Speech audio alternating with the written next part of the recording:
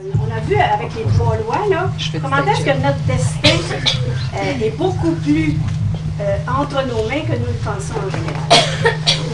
Car la personne qui a compris comment fonctionnent ces 3 lois, créant sa destinée, elle travaille en harmonie avec elle, puis elle est maîtresse de son avenir, travaillant avec ces lois-là.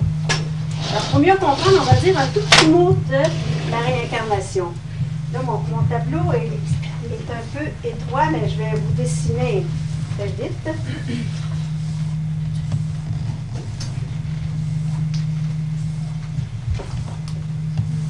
Qu'est-ce que c'est que ça?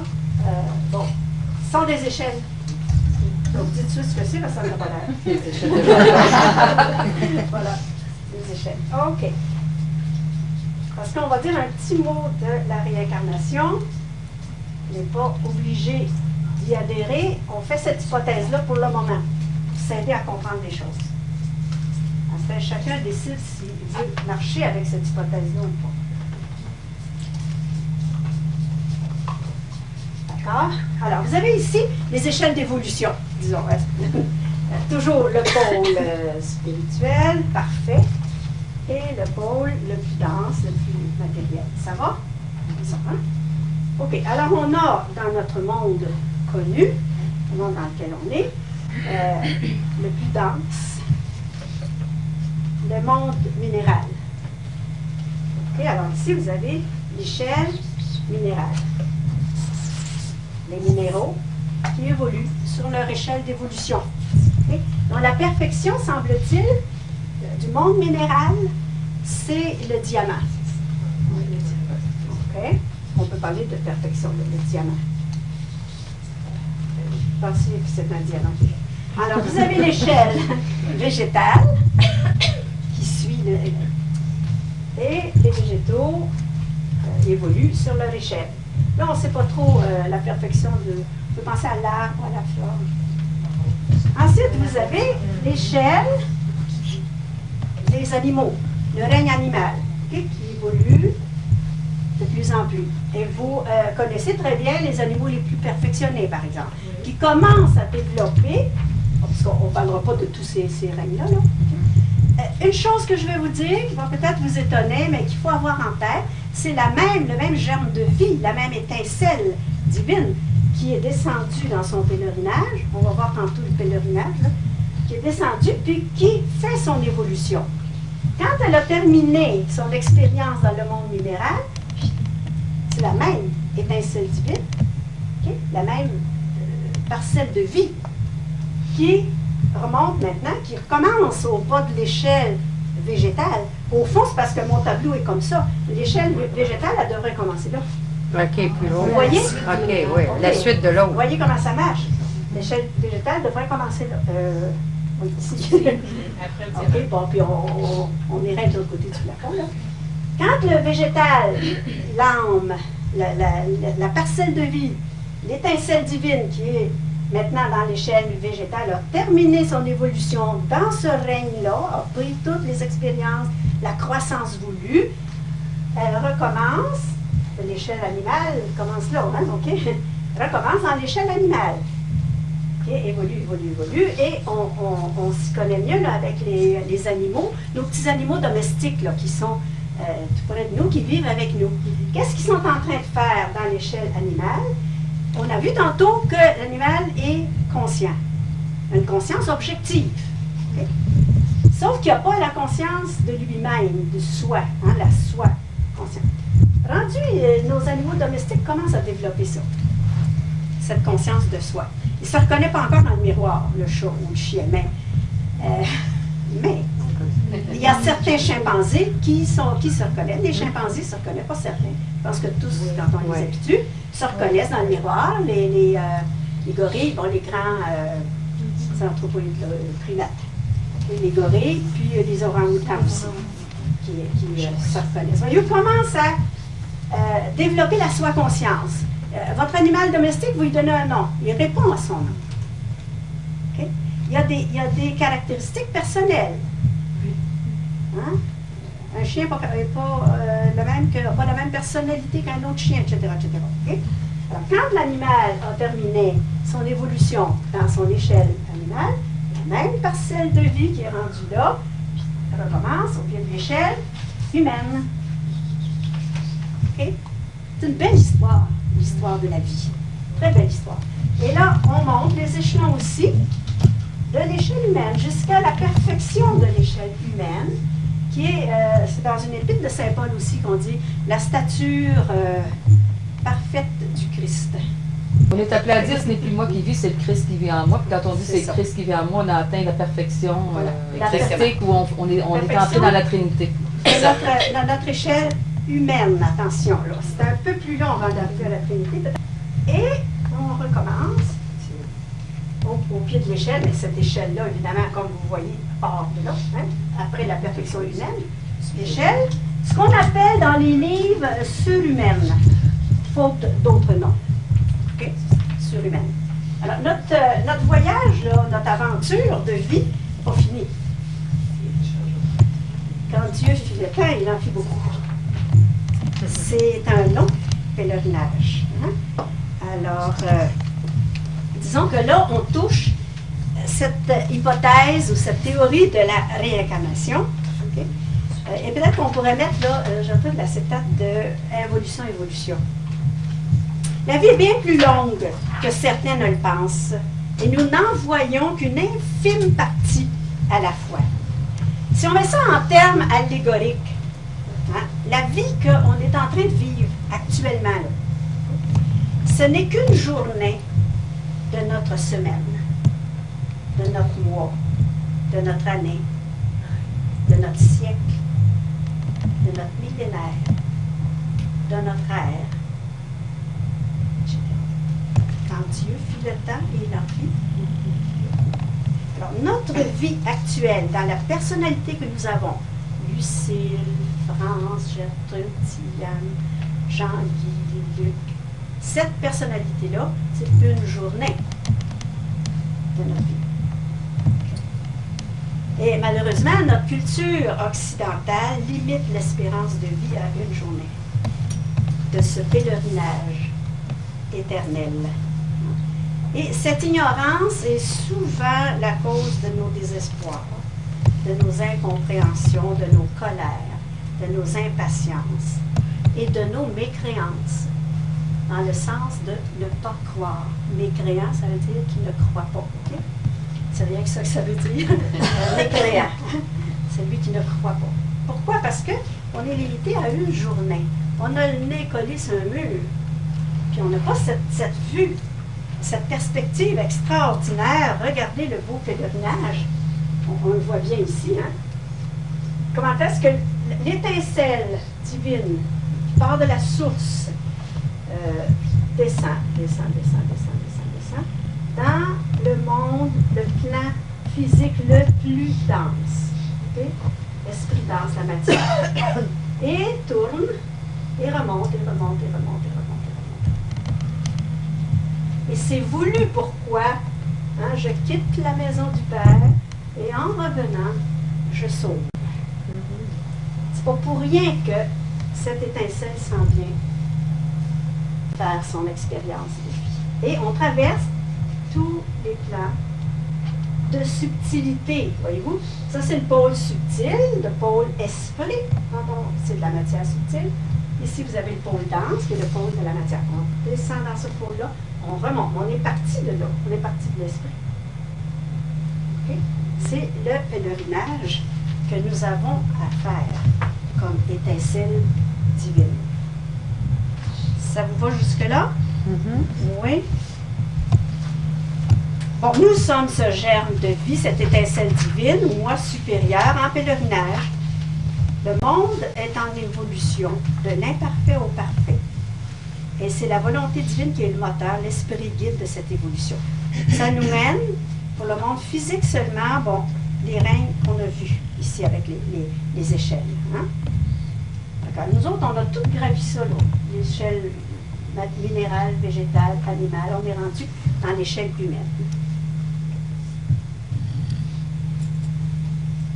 Alors, sur cette échelle, il y a des milliers d'échelons à gravir, plus ou moins rapidement, selon notre rythme propre. Et c'est là qu'il faut bien se connaître et suivre son rythme. À quelle vitesse on veut aller pour grimper l'échelle. Et souvent, c'est l'âme qui décide. Si elle veut aller vite ou moins vite. Puis il y a des petits bouts qu'on fait vite, puis il y a d'autres petits bouts qu'on fait moins vite. Puis il y a des fois, on dit, bon là, c'est assez, là. J'en ai assez. Parce que vous imaginez que pour grimper les échelons, pour évoluer, je caricature un petit peu, mais il y a des fois, c'est essoufflant. Quand on décide d'aller un peu plus rapidement, on est essoufflé. Il nous en arrive des affaires. Puis à un moment donné, on dit, bon, ben, wow, ça va faire. Hein? Okay. Alors, chaque vie d'une personnalité empruntée par l'âme, chaque journée de cette personnalité, limitée actuellement, dans le meilleur des cas, là, 90 ans, 80, 90, 100, des exceptions, là, ça nous permet de nous perfectionner dans un aspect ou dans un autre et nous pousse en avant. Toujours en avant. Alors, vous avez toutes sortes de croyances sur la réincarnation. Hein? Ce que la sagesse enseigne, c'est qu'on ne recule jamais en arrière. Quand on a fait les échelles, le minéral, le végétal, on ne retourne pas là-dedans. On est rendu dans l'échelle humaine. Okay? Et les échelons nous amènent en avant. Des fois, on a l'impression de reculer, mais c'est jamais un recul. À moins que l'âme, le soi intérieur, décide de faire du surplace. Ça se peut, ça. Faire du surplace à un moment. Parce que là, on est assis là. On ne veut plus avancer. On prend un peu de souffle. On prend son souffle, comme on dit. Okay? Alors, toujours en avant, bon, à moins qu'on décide volontairement là. Pour progresser, pour aller de l'avant, voyez qu'est-ce que ça amène. Pour nous perfectionner, nous avons besoin de pratique, d'exercice, de circonstances de vie permettant cette pratique. De là, les multiples expériences au travers desquelles nous passons, jusqu'à ce que nous ayons appris ce que nous avions besoin d'apprendre. Ces expériences prennent parfois le visage d'épreuves, de difficultés, de problèmes et causent de la souffrance. Surtout si nous avons oublié consciemment que nous avons voulu ces épreuves, parce que nous en avions besoin pour apprendre et pour nous perfectionner. Bon, évidemment, le nous dont je parle ici, que nous avions besoin, que nous avons choisi ces épreuves, le nous dont je parle, c'est pas le petit moi, là, le petit je, la personnalité. C'est le soi spirituel, okay, qui est en pèlerinage. C'est pas la personnalité. La personnalité, bien souvent, a lu d'un brancard. Okay? Alors, nous voyons combien l'âme tend vers un idéal sublime et l'âme ne sera satisfaite que lorsqu'elle l'aura atteint. Cela dit beaucoup sur le bonheur. Quand est-ce qu'on va l'atteindre, ce bonheur? Et enfin, on en parle. Tout de suite! J'avais une maîtresse de diction qui nous faisait dire, quand j'allais à l'école, on avait de la diction. Hein? Oui. Ça n'existe plus maintenant. On nous apprend à bien parler. Et puis, elle nous faisait réciter « Le bonheur est un papillon qu'à tout âge on suit dans l'espace, et qui sans fin passe et repasse, sans que jamais nous l'atteignions. » Mais vous, je m'en rappelle encore, j'avais 8 ans, 7 ans. On apprenait ça. Elle nous avait fait apprendre ça parce qu'il y avait une petite compagne qui était épileptique et qui en souffrait beaucoup. Alors, pour lui montrer que c'est pour tout le monde la même chose.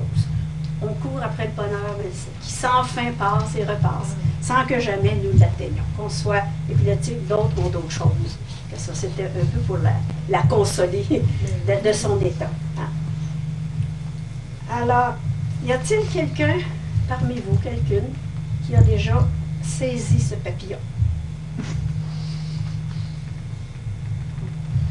Même pour un moment, une courte période.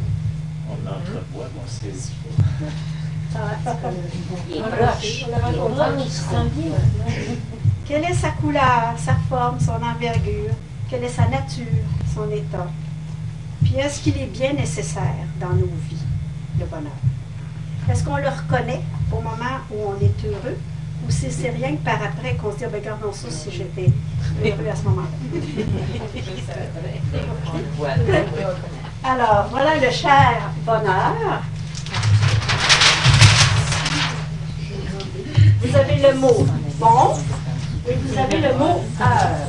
Et ce mot heure veut dire chance.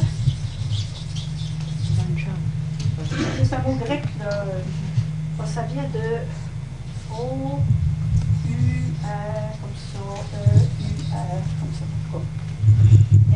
Et ça veut dire chance. Bon, malheur. Une bonne chance ou malheur. Une malchance. OK?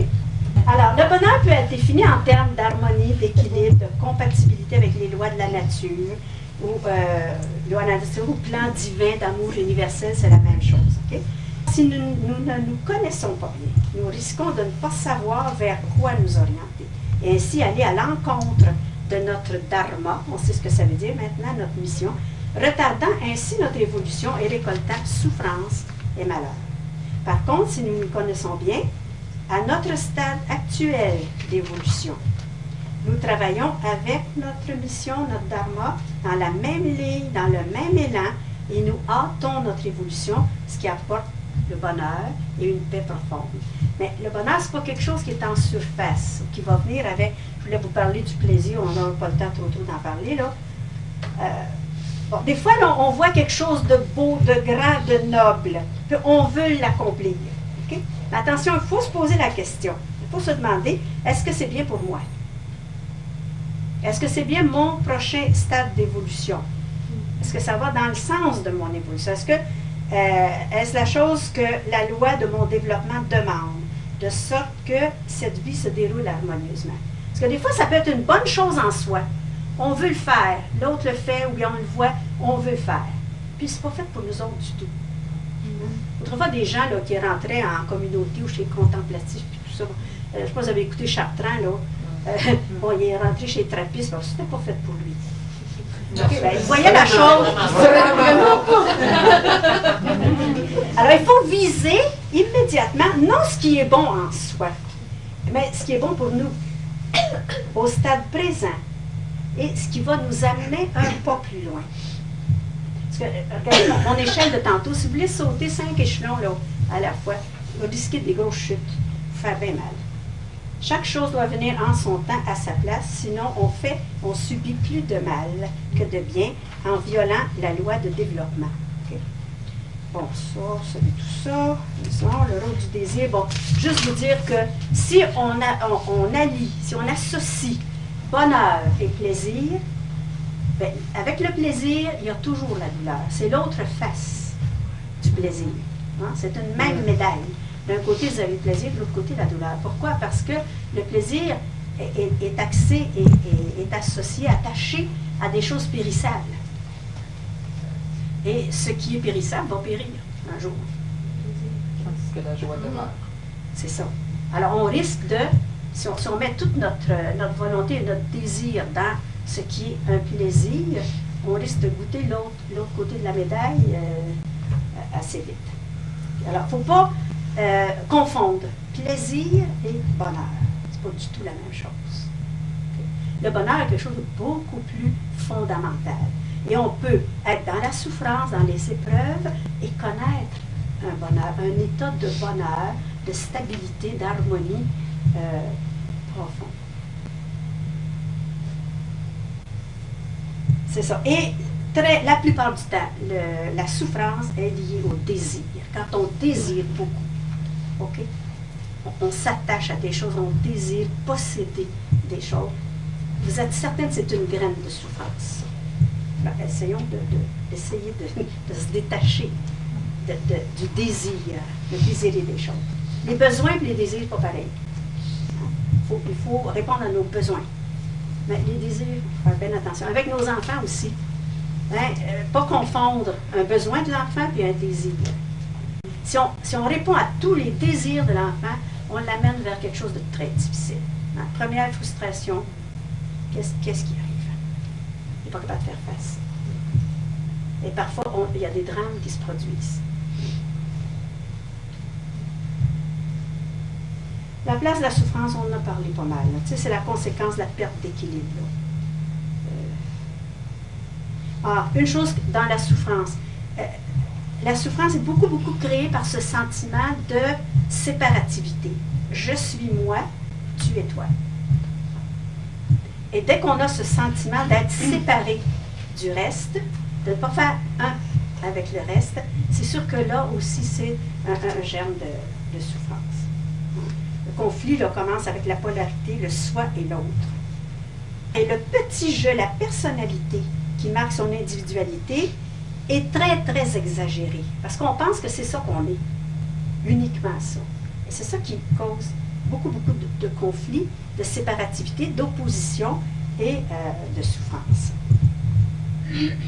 Mais bon, voilà, je voulais vous dire ça aussi. Ça a commencé dans rappelez-vous le paradis terrestre. Attends un peu. Dans le paradis terrestre, je pourrais vous montrer l'image, mais je ne le ferai pas là, pas le temps. La connaissance du bien et du mal. L'homme a choisi de faire cette expérience de connaître le bien et le mal. Dans nos trois familles, tantôt, les anges, bon, l'autre famille dont on n'a pas parlé, n'ont pas cette liberté. Seule la famille humaine a reçu en cadeau la liberté. Et pour avoir cette liberté, il fallait faire l'expérience du bien et du mal. Et c'est pour ça que cette fameuse chute, l'histoire, c'est une histoire là, dans la Bible, là, la chute d'Adam et Ève, hein, l'arbre de la connaissance du bien et du mal, était absolument nécessaire si on voulait que cette famille humaine vive dans la liberté et choisisse librement le bien plutôt que le mal. Parce que si on ne connaît pas, si on est orienté et déterminé à faire toujours le bien, ben, on n'a pas de choix, là. On n'est pas libre, il n'y a pas de liberté à ce moment-là. Tandis que la famille humaine a reçu ça en cadeau. Mais la liberté a un prix. Et cette liberté nous coûte parfois cher. C'est toute l'expérience de la souffrance. Parce que le mal, on le connaît en faisant l'expérience. Okay? Alors, l'homme sort de l'équilibre, s'éloigne de la loi de l'unité pour connaître la dualité, la multiplicité, la séparativité. Mais c'est nécessaire parce que la souffrance, la liberté qui est le résultat de ça, l'exercice de la liberté, c'est un cadeau précieux. Et ça nous amène à évoluer beaucoup plus rapidement. Il paraît que la famille des anges, l'autre famille, évolue beaucoup, beaucoup plus lentement que la famille humaine. Et pourquoi? C'est parce que nous, on connaît la souffrance, les épreuves, la liberté. Bon, je pense par-dessus ça. Donc, le bonheur, on en arrive à notre conclusion, il est temps. Le bonheur est le seul destin de l'être humain. Plus vite on s'y met, plus vite on l'atteint. Mais est-ce que le bonheur parfait est possible? On le touche. Oui, on le touche. Et quand est-ce qu'il va être parfait? Moi, je réponds oui, mais lorsque nous aurons atteint la perfection de notre humanité, notre pleine stature d'être humain, le bonheur sera parfait. Sur cette échelle-là, en haut de l'échelle, hein, sera parfait. Actuellement, le bonheur suit notre évolution et est à notre mesure, à la mesure de ce que nous pouvons savoir, comprendre, vouloir et vivre comme bonheur. Okay? En ce sens, nous pouvons dire qu'à chaque étape d'évolution, nous atteignons, nous goûtons le bonheur parfait, entre guillemets, pour cette étape-là. Et voilà que j'arrive à la recette du bonheur. J'ai joué un peu avec les chiffres, et je ne vous les donnerai pas toutes, parce que, vous savez, c'est la grande mode, là, telle affaire en tant de points. Hein? Bon. Réussir mon mariage en 8 points. OK. Alors, on a eu les AA qui nous ont donné les 12 points. Cette partie d'eux autres, je pense, un petit peu non. Bien avant ça, parce que le Bouddha, le Seigneur Bouddha a donné, lui, une marche à suivre de bonne conduite en 8 points. 8. Ah oui. On avait 10 commandements. On avait les 10 commandements, voilà. On avait les 10 commandements qui nous... et puis, le 7, le chiffre 7 est très, très important. On aurait pu faire une recette en 7 points. On a les 7 jours de la semaine, les 7 péchés capitaux, et celui dans tout, etc. OK. Est-ce que le bonheur pourrait être construit en 5 points? Le 5, c'est le chiffre de l'être humain. Le 7, c'est le chiffre de la planète. Mais le 5, bon, à cause des plans d'évolution. Okay? Alors, le 5, c'est le chiffre de l'être humain. Ayez en tête, imaginez-vous l'étoile à 5 branches. Hein? OK, vous l'avez en tête. Et regardez qu'on peut faire l'étoile à 5 branches comme ça. Léonard de Vinci, là. L'homme de Léonard. Et vous avez les 5 points de l'étoile. Hein? 4, 5. Okay. Le 5, c'est le chiffre de l'être humain. Alors, on va se faire une recette au bonheur en 5 points. Oui, oui. Je vais le mettre. Alors, voyons qu'est-ce que ça peut donner. Okay. Premier point, vouloir le bonheur. À n'importe quel prix. Ça peut peut-être vous paraître étonnant. Commencez par vouloir être heureux.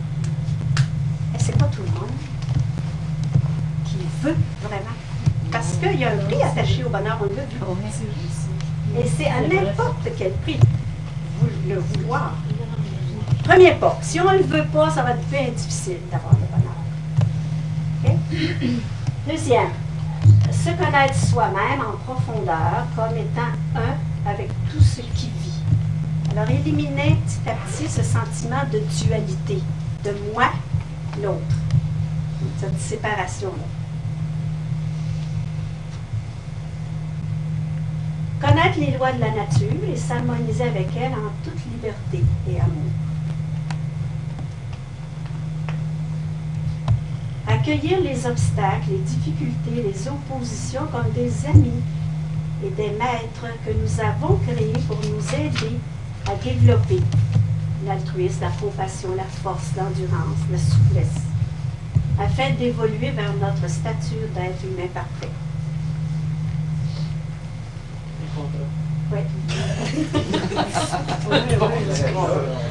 Ça, c'est une étape qui peut être longue. Quand on arrive à se réjouir des obstacles, parce qu'on sait que l'obstacle, la difficulté, c'est les poids qu'on a dans le gymnase pour se faire des muscles. C'est sûr que c'est pas mal plus difficile de lever des poids. Mais sauf que si on n'a pas de poids, ben les muscles ne se développeront pas beaucoup. Hein? On prend des poids. Est-ce que c'est des ennemis, les poids? Pas du tout. Ben, ça nous donne l'ouvrage. Hein? Ben, il faut recevoir, accueillir les obstacles comme ça, les reconnaître, dire c'est moi qui ai voulu ça là, pour grandir, pour aller plus loin. Et cinquièmement, bénir et rendre grâce en toutes circonstances, étant convaincu au plus profond de nous-mêmes que tout ce qui nous vient de l'amour. Le moine bouddhiste qui disait « Est-ce bien? Je ne sais. Est-ce mal? Je ne sais. Mais c'est parfait. » Alors, j'aimerais terminer, avant qu'on se mette à se faire une invocation très, très, très ancienne, millénaire, une invocation hindoue, mais qui est universelle, qui s'adresse au moi supérieur, au Dieu qui est en nous. De l'irréel, conduis-moi au réel. De l'obscurité, conduis-moi à la lumière. De la mort, conduis-moi à l'immortalité. Oh, Shanti, Shanti, Shanti. Voilà, merci beaucoup. Merci.